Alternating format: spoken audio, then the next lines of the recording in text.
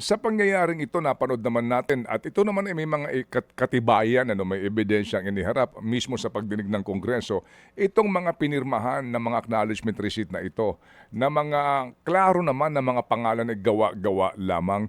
Pwede bang ikatwiran dito na kaya gawa-gawa lang yung pangalan niyan kasi ano yan, confidential informant. Kasi tinatago yung pangalan, nagbibigay kasi sila ng mga confidential information. Itago natin yung pangalan, alias Piatos, alias kung Chichiria Tempura, o ano man. oo. Kasi nga, ang mga pangalan ay dapat itinatago. Pwede bang katwiran yon? Hindi ho. Sana nilagay nila alias. Hindi naman nila nilagay na alias di ba? At saka ang ano nito, hindi na pwedeng i-call yun kasi na-satisfy mo na kaya nga confidential, that's why ang sinabit mo muna ay certification na naka-sealed envelope, di ba? Ted, Ted. So yun yung compliance niya. Remember, ito inilabas yung documentary requirements nung nag-issue na sila ng Memorandum. AOM, di ba? Oo, so ibig sabihin, tinitingnan mo na yon. Ito na yung actual documents. And remember, may certification ka as SDO at yung head of agency na sinasabi mong ito ay mga totoong pinaggamitan ko. Okay. Ito ang ebidensya. Paano mo ngayon sasabihin na alias lang yan? Taken care of na yung concern na yan Kaya nga naka-sealed envelope at hindi yan kasama dun sa actual na ipinapadala sa ICFAO, di ba? Lumabas lang to dahil idiniman na on the basis of the AOM and pinalabas ng Kongreso. Okay. So, opo. ilibig mo yung totoong resibo.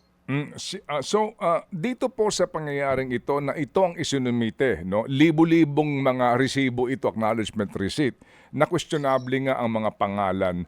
Sa ganitong pangyayari, sino ang magiging responsable sa level na ito doon sa pagsusumite? Kasi 'di ba, as you know, mayroong isang nakatanggap ng halaga na sa loob lamang ng Isang araw. 15.8. Opo, nakapag-distribute siya ng pera sa ang address nito sa Osamis lang. Para bagang sabi nga doon sa hearing, napaka-imposibleng sa loob ng araw maubos mo yung perang ganyan. So sa ganun po, sino po ang sa level na iyon ang may pananagutan? Okay. Manong Ted, unang-una, ang may responsibility dyan, yung nag-issue ng certification, di ba?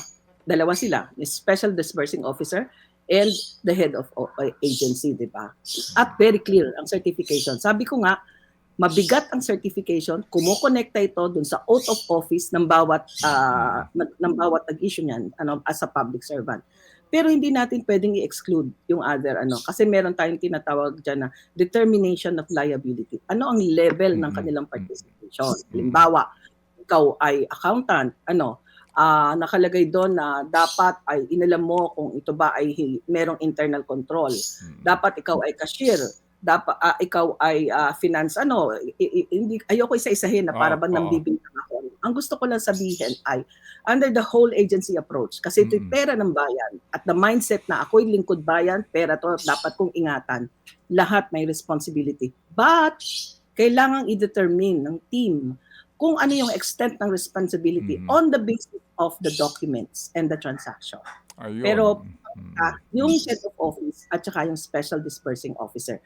At kung pwede ko lang idagdag, matindi yung provision din dito sa sa joint circular. Nakalagay doon na in the event na i-demand mo yung restitution at hindi mo na restitute, that is a prima facie evidence that you have misappropriated. I may not have quoted the right words kasi medyo 10 taon na mula nung sinulat namin ito. Parang gano'n ang epekto. Malalim yon. Para bang halimbawa ngayon na tayo ay nag-uusap na nito, iniisip ko, meron na kayo nag-demand? Kasi kung nag-issue na talaga ng notice of disallowance, in effect, it's a demand. Diba? At hindi na ibalik, it is, it's a prima facie evidence. I leave it to the legal Pero yun ang sinasabi.